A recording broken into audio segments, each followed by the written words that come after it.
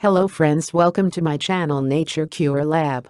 Recipe of Ceylon tea and health benefits of Ceylon tea. Ceylon tea recipe. Directions.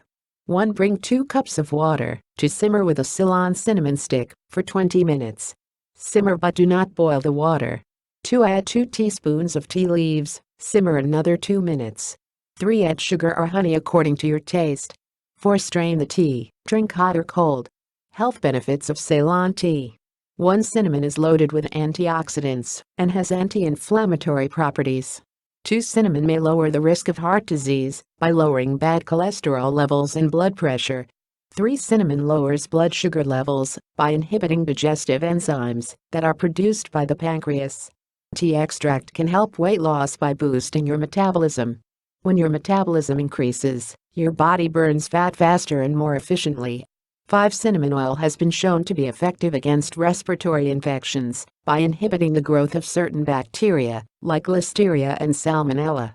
6. Cinnamon is rich in flavonoids. Flavonoids are powerful antioxidant compounds which eliminate free radicals, prevent cell damage.